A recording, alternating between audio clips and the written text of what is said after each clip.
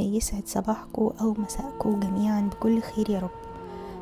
أنا عايزة كده في البداية نفتح مساحة آمنة وهادية ليكوا ليا نسمع فيها بعض النهاردة، وانتوا الحقيقة محتاجين فعلا مساحة كده تسمعوا فيها بهدوء، من غير بقى حسابات ومن غير تفكير في المسؤوليات.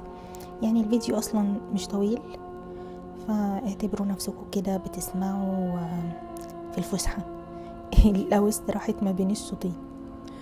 يعني هنسمع وبعد كده هنكمل الحياة عادي. الفيديو بقى بتاع النهاردة بيتكلم عن رسالة جايلك من حيوانك الروحي.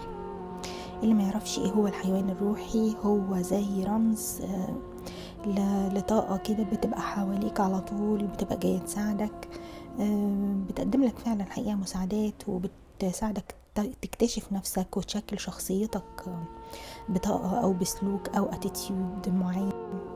في ناس في عالم الروحانيات بيقولوا ان هما بيتجسدوا على شكل حيوانات، لان الحيوان نفسه في صفاته وفي شكله وفي طاقته بيبقى جزء من الرسالة. فانا عايزاكم تبصوا على الصورة اللي قدامكم دي وتحاولوا كده تختاروا بحدسكم من غير حسابات ايه اكتر شكل فيهم انتوا ميالين ليه، واختاروا شكل وروحوا اسمعوا الرسالة بتاعته. يلا بينا. الناس اللي اختارت الحصان من الشكلين اللي فاتوا، والله بصوا، هو الحقيقة يعني الحصان كحيوان روحي هو مش رمز قوة بس، يعني هو كمان يعني حامل وعي. وفي اغلب الثقافات الحصان يعني هو مش حيوان للخدمة، يعني مش زي الحصينة بتاعة الجر مثلا اللي احنا هنستخدمهم في العربيات عشان تجر العربيات، او حتى الحصينة بتاعة السبق، او حتى الحصانة بتاعة المزرعة والحاجات دي. لا، هو هنا الحصان كحصان، يعني كرمز الحصان في الحياة عامة. هو رمز قوة، وهو كائن نبيل جدا، وهو يعتبر في الرسالة بتاعتك النهاردة دي جاي يقولك أنا كائن وسيط بين الجسد والروح، بين غريزتك وعقلك، بين الأرض والسماء. عشان كده هو دايما لما بيظهر في الحياة حوالينا بيبقى مع الرحالة مثلا، مع المحاربين، مع الأنبياء، بيظهر في الأساطير، بيظهر مع الفرسان والناس اللي هي الشجاعة. الحصان في الحقيقة يعني لا يقاد، ما ينفعش انت تسيطر عليه الا يعني للأسف بطرق ممارسات مش حلوة. انما هو في الحقيقة هو كائن من نبله، ما يسمحش لحد ان هو ينتطي او يطلع فوق ظهره الا لو هو وثق فيه. واحيانا الحصان بيختار الفارس بتاعه، ودي لب الرسالة بتاعتنا النهاردة. لان تقريبا كده انت طاقتك وشخصيتك حر قوي، قوي جدا، ما بتحبش تقلد حد، بتحب تختار اللي تلبسه، تختار اللي تاكله، تختار اللي تعيشه. فعشان كده الحصان ظهر في قرايتك انت تحديدا او قرايتك انتي تحديدا. الظهور بتاعه هنا بيقولك مش اتحركي ولا كوني حرة بس، يعني دي معاني سطحية. هو كمان جاي يقولك يعني خلي ثقتك في ذاتك كافية ان روحك تسلمك القيادة. ودي الحقيقة كلمة عميقة جدا. يعني الروح بتاعتنا يعني بتبقى جاية من عند ربنا سبحانه وتعالى، بتبقى ذكية جدا وفاهمة جدا وقوية جدا ومكتملة. يعني الروح ما فيهاش نقص، ما فيهاش خوف، ما فيهاش المشاعر الوحشة اللي احنا بنعاني منها. الروح شجاعة دايما، مكتملة دايما، محبة دايما، نقية دايما. فهل انتوا ذاتكم كافية عشان روحكم تسلمكم القيادة؟ يعني ايه؟ يعني هل انتوا بتشعروا بنفس الطريقة دي؟ هل انتوا مكتملين علشان روحكم تسلمكم القيادة؟ احيانا الروح علشان تيجي تتحد مع الجسد بشكل كامل بتبقى محتاجة يعني انت تبين لها امارة، يعني انت تثبت نفسك قدامها، انت بتصرفاتك وبطريقة تفكيرك وباختياراتك تبين لها انك محل ثقة، لانها تتحلف فيك وتتجلى بشكل كامل يعني. فاللي حاصل عندك، اللي انا حاساه كده دلوقتي، ان في عندك يعني مش ضعف، لا، هو حاجة زي الانقسام الداخلي. يعني جزء منك شايف الاتجاه وفاهم وعارف، وجزء لسه بيحسب في العواقب. يعني الحصان هنا هو الجسد او الطاقة اللي عايز يجري بقى، اللي عايز يعني عايز الحاجة كاملة، عايز الحياة حرة، عايز كل حاجة كده بجمالها، بقوتها، بزهوتها، يعني مش عايز يقف. هو بس مستني يعني ايه موافقة من الوعي بتاعك. طيب في الكارت اللي ظاهر قدامنا دلوقتي اللي هو روز كوارتز، يعني وحجر اصلا الروز كوارتز مرتبط قوي بالرومانسية يعني، بس هو هنا في السياق بتاعنا مش معناه الرومانسي، مش جاي بالمعنى الرومانسي يعني، هو جاي على يعني على شكل سؤال بيقولك انت هل عندك القدرة على استقبال نفسك كما انت بدون مفاوضات؟ يعني انت اصلا بتحب نفسك وقابل نفسك وعارف عيوبك وحبيبها زي ما هي كده. يعني هو مش جاي يقولك حب التاني، هو جاي بيقولك او حب الاخر، يعني هو جاي بيقولك حب نفسك. هل انت تسمح لنفسك ان تكون كما انت وان تتحمل نتائج ذلك؟ الحصان زائد الروز كوارتز معناهم ان الحرية لا تنفصل عن اللطف. يعني اللطف هنا مش ضعف، هو بس يعني عدم جلد ذاتك اثناء الحركة. يعني تبقى طيب مع نفسك وانت منطلق، ما تحسبش نفسك وما تكسرش نفسك وما تعيش جوه دماغك وجوه الاصوات اللي بتقولك انت ما تستحقش، انت ما ينفعش، انت ما تقدرش.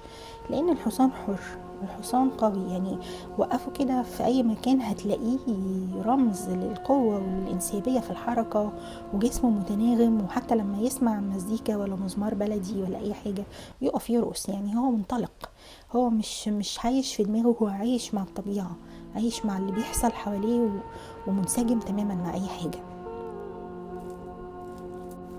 مش عارفة ليه الحقيقة انا كنت بتكلم بسرعة قوي كده، يعني تقريبا دي طاقتكم انتوا يعني بتحبوا السرعة كده زي الحصان.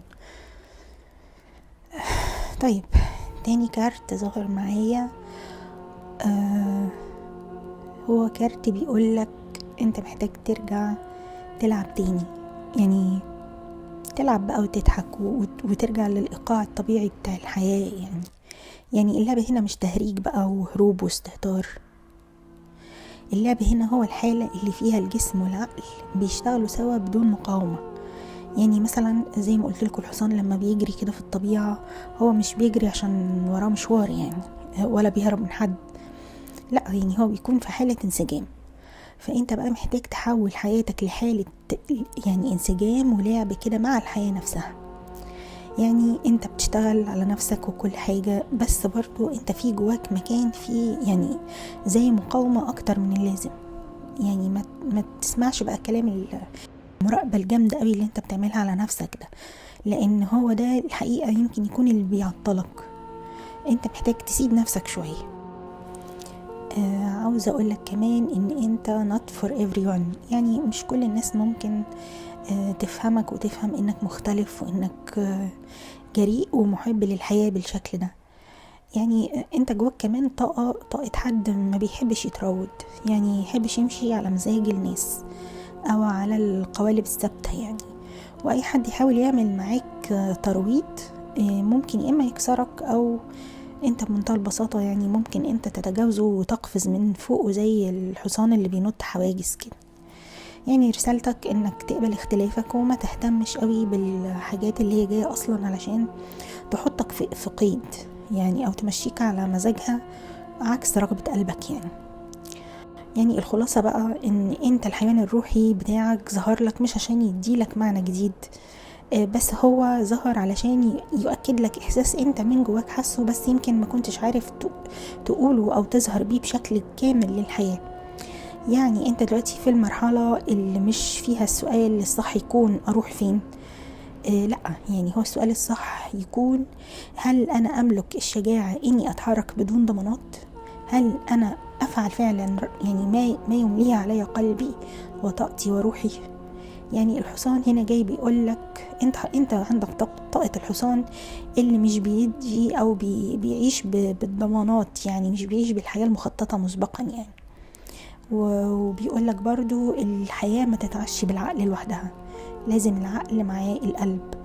فاقعد كده مع نفسك وشوف انت قلبك عايز ايه وعقلك بيقولك ايه، وحاول كده على قد ما تقدر تبقى زي طاقة الحصان، عيش حقيقتك من غير ما تبقى مكسوف.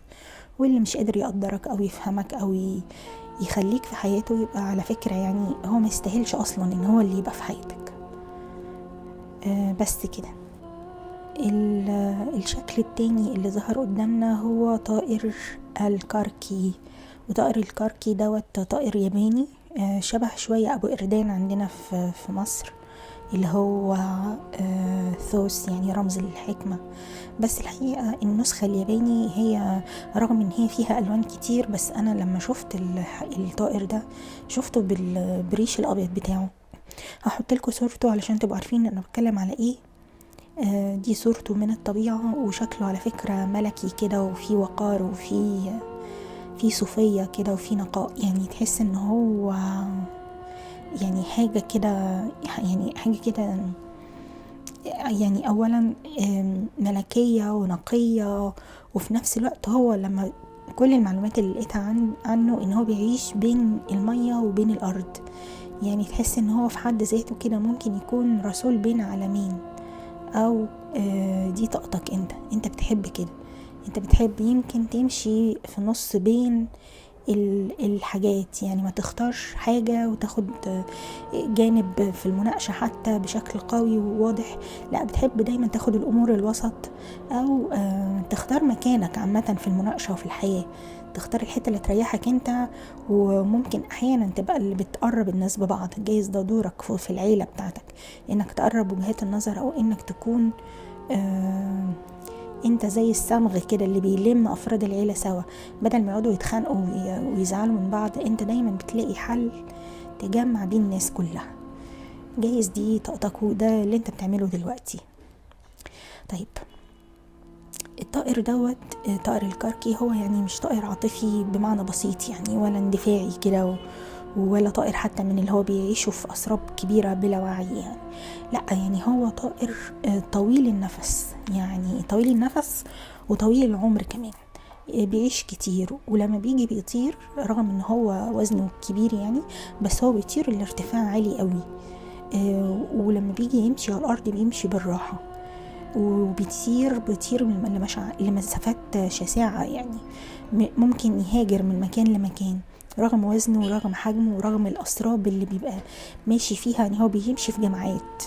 جايز انت عندك حتة الانتماء للعيلة دي او للقبيلة، هي حاجة مهمة في حياتك، تحب دايما تحس ان انت وسط ناس مش لوحدك، لان هو كده، هو بيعيش في مجموعات، ما بيعيش بشكل فرداني يعني. وكل الأساطير تقريبا اللي اتكلمت عنه مرتبطة بالوفاء والحكمة أو الانتظار الناضج، وأحيانا العبور بقى بين العوالم، زي ما قلت لك الأول إن هو بيحب يمشي بين المية وبين بين الأرض، بيختار طريقه كده في المسار، وهو ماشي هو بيبقى عارفه. وهو طائر هادي عامة، يعني راسي كده ورايق، ما يحبش يعمل حاجة قبل أوانها، وما يدخلش في علاقة إلا هو عارف إن دي هتبقى التزام، يعني ما بينقيش الحاجة السهلة كده من الآخر، بيبقى ماشي متأني كده، بيشيل رجل ويرفع رجل وهو عارف هو رايح فين وبيعمل ايه. ولما بيبتدي يعمل حاجة بيعملها هو عارف ان دي هتبقى مهمة طويلة بالنسبة له، فبيتأنى في الاختيار قبلها. يعني الرسالة الأولانية بتاعتك انك انت جايز الصمغ بقى بتاع العيلة زي ما قلت كده، انت اللي بتقرب الآراء والأفكار، وانت اللي بتلم الناس حواليك، وانت اللي هي دي مهمتك يعني في العيلة بتاعتك او وسط اصحابك.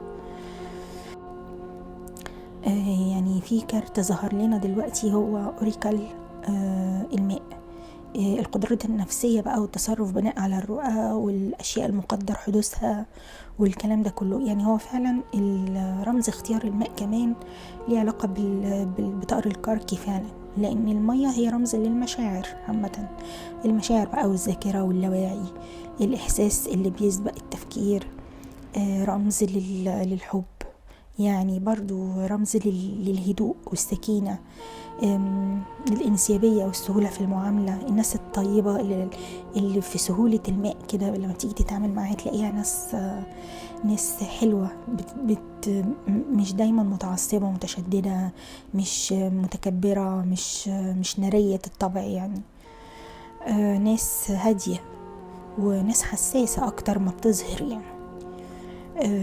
فالكارت ده بيقول لكم انتوا شايفين اكتر من اللي بتقولوه، يعني انتوا عارفين وشايفين اكتر من اللي بتقولوه، حتى لو انتوا شككتوا في اللي انتوا عارفينه. يعني انتوا ممكن تكونوا مش واثقين قوي من المعلومات اللي بتقولوها او بتكدبوا حدسكم، بس لا، يعني الكارت ده جاي يأكد ان انتوا فعلا بتبقوا حاسين وعندكم حدس قوي، واحساسكم ده بيبقى صح على فكرة.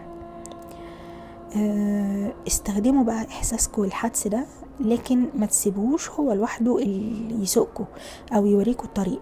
خلوا برضو يعني دايما في جانب جواكوا زي طائر الكاركي كده، يعني يبقى عارف وواثق، بس لما يجي ينقل رجله من مكان لمكان يبقى عارف هو هيحطها فين، بس هو واثق في نفسه برضو. تاني كارت طلع هو كارت العيلة. كارت العيلة والورد اللي عليه ده بصراحة جميل جدا يعني، وهو في حد ذاته رسالة. يعني كمان الكارت مكانه خطير بصراحة، جاي بيتكلم عن العيلة، واحنا اصلا كنا بنقول العيلة الاول. بس هو هنا بيتكلم عن ان العيلة اللي حواليك، العيلة بتاعتك اللي منك، عن النسيج اللي انت اتشكلت جواه. بيتكلم كمان عن انماط الحب، اختياراتك في الحب، الحاجات اللي انت بتختارها، طرق احتوائك للحب، الادوار اللي انت تعودت او انتي تعودتي تلعبيها من بدري في حياة الناس اللي انتي بتحبيهم. يعني مثلا انتي كنتي طفلة اكبر اخواتك، فهل انتي كنتي بتقومي بدور الامومة والابوة لاخواتك الاصغر منك؟ يعني دي الادوار. هل انتي مثلا في بيتك دلوقتي في حياتك، هل انتي متعودة تلعبي دور الام بس، ولا الام والصديقة والاخت والناصحة والمعلمة وحاجات كتير؟ الرسالة هنا بتقولك ان في حقيقي دعم كتير حوالين منك، بس كمان برضو في قصص قديمة لازم تتحط خلف ظهرك. يعني مش بس ذهنيا كده نتخلى عنها، لا، هي نسيبها فعلا يعني. لان زهرة الاقحوان دي يعني هي بتتفتح في طبقات، مش بتفتح كده زي الوردة البلدي مرة واحدة، لا، هي كأنها طبقة ورا طبقة. بتلات بتاعتها او الورق اللي احنا شايفينه الرفيع ده بيتفتح واحدة واحدة. انت كده، انت زيه، انت عندك برضو طبقات كتير قوي، وعندك ادوار ممكن تكون بتقوم بيها، وكل دور بياخد وقت منك على ما يعني تتقنه وتدركه وتبقى ماستر فيه كده، تبقى حاجة ما حصلتش يعني. فانت بالظبط زيها، انت بتقدم الحب والدعم للي حواليك، وفي نفس الوقت انت من جواك في كل مرة بتعمل كده بيطلع من جواك وردة جديدة بتزهر، بتتفتح بتلة جديدة جواك. بيبقى يعني انت من الناس الغنية والثرية اللي ثراءها داخلي بصراحة. يعني انت من جواك انسان غني جدا، عندك قدرة انك تعمل حاجات كتير قوي، وتحب ناس كتير قوي، وتقوم بمهام كتير قوي. انت عامل زي طائر الكاركي كده، وهو ده طائر ياباني على فكرة، انا نسيت اقول لكم. وهو في الثقافة اليابانية طائر يعني محتفى بيه جدا وبيحبوه قوي، وبيعملوه في تماثيل، وليه في يعني قصص ملهمة، وبيستخدموه في الرسم وفي صناعة الأقمشة، يعني نوع من أنواع العناصر اللي تستخدم كتير قوي، زي مثلا زهرة البردي عندنا في مصر، ما احنا بنحب نرسمها وبنعملها على الحيطان، وكانوا بيعملوها على المعابد زمان، وهي رمز للهوية المصرية بشكل ما. فهو برضو طائر الكركي رمز للصمود والمعاناة وللولادة الجديدة وحاجات كتير قوي عندهم. الطائر ده في حاجة بيعملها يعني ملفتة جدا للنظر، ان هو بيورث طريقة الطيران بتاعه لولاده. يعني بيوريهم يطيروا فين، يقول لهم بصوا مثلا احنا هنهاجر من هنا لهنا، فهو ده الطريق الملاحة بتاعنا اللي احنا هنطير فيه دايما كل سنة في نفس التوقيت ده. فهو بيعلمهم، لكن بعد ما بيعلمهم ما بيخليهمش يمشوا معاه او ما بيرتبطش بيهم. يعني خلاص انت اتعلمت وعرفت وحفظت، قوم انت بقى وريني هتعمل ايه. يعني هو هنا جاي بيقول لكم انتوا باختصار خدوا الجذور بتاعتكم، خدوا الطريقة اللي انتوا حفظتوها وعرفتوها من السلالة بتاعتكم، من الجدود، من الأهل، لكن ما تخافوش من انكم تعملوا الطريق بتاعكم، او انكم تعملوا الرحلة دي لوحدكم، وبطلوا التكرار. يعني سيبوا التكرار، ما تكرروش الحياة زي ما هي كده اتعلمناها. احيانا التجديد والابداع مطلوب في كل حاجة، مش بس في الاكل والشرب وشكل الميك اب او الطريقة اللي هنرتب بيها فرش البيت. يعني احيانا التكرار والحاجات دي بتقتل الحياة. فانتوا يعني مطلوب منكم تمارسوا دوركم زي ما انتوا، لان انتوا دوركم جميل جدا، بس ابعدوا عن التكرار والملل بقى. تالت كارت طلع هو الوقوع في الحب. مكتوب تمزق أشواك الورود القلب فقط لتنزف بتلاتك داخل روحك. يعني معنى عميق بشكل يوجع القلب بس هو صح. يعني انت عندك التجارب اللي بتمر بيها او اللي مريت بيها احيانا بيبقى فيها تجارب قاسية قوي بتبقى موجودة في حياتك او بتتبعت لك، بس علشان البتلات اللي احنا اتكلمنا عنها في الكارت اللي فات بتاع العيلة تتنور جواك، تديك تلهمك بطريقة او تعرفك قيمة معينة. يعني انت احيانا الحب الرومانسي اللي مش سهل خالص ده بيبقى جايلك بس علشان تتعلم نضج، مش حب. فاهمين قصدي؟ يعني انتوا تجارب احيانا في حياتكم بيبقى ليها علاقة بالحب ما بتبقاش جاية عشان تسليكوا او علشان تستمتعوا فيها، انما احيانا من قسوتها بتبقى جاية على شكل درس يعلمك النضج، مش يملى فراغ بقى ولا يرمم جرح ولا يبقى على شكل انقاذ. لا، هو بيبقى جاي يكشف حاجة جواكوا او يفتح لكم زاوية في الحب انتوا ما شفتوهاش قبل كده، او حاجة جواكوا انتوا نفسكم ما كنتوش عارفينها. فبيجي يعري مثلا الطبقات اللطيفة واللي مش لطيفة جواكوا. هو جاي يقولك انك دخلت مرحلة انت نفسك مش هتسمح فيها الا بالحب الصادق الهادي طويل النفس. يا اما كده يا اما بلاش، لان اصلا طائر الكركي ما بيقبلش انصاف الحالات ولا انصاف الشركاء ولا انصاف الوعود. هو عارف هو عايز ايه، وعارف هينقل رجله من هنا يوديها لفين، وعارف انه لو دخل علاقة فهي علاقة بالنسبة له طويلة الامد زي ما قلنا. فانت محتاج حد يقدر يفهم ده ويقدره ويشاركك الرحلة بتاعتك دي. وده معناه ان روحك الحقيقة ما بقتش تحتمل حاجة اقل من الحقيقة المكتملة، اقل من حقيقة روحك الكاملة. ما بتحبش بقى اللي بين ده بس كده. انا كده خلصت، ودي كانت الرسالة بتاعتكم النهاردة. لو لمستكم شوفوها تاني واعملوا لها شير وساعدونا نوصل لناس اكتر. متشكرة قوي ليكم وسلام عليكم.